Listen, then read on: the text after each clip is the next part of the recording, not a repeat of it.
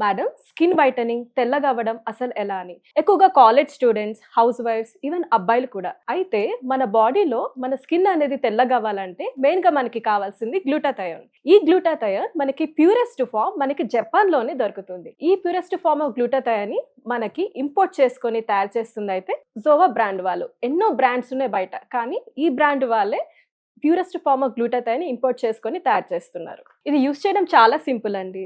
రాత్రి పడుకునే ముందు ఒక గ్లాస్ ఆఫ్ వాటర్ ఒక టాబ్లెట్ వేసి అది మెల్ట్ అయిపోగానే తాగడమే.